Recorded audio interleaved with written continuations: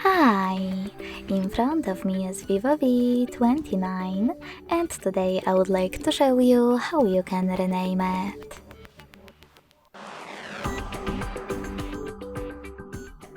Begin by going into Devices Settings and scrolling all the way down to access About Phone section at the bottom.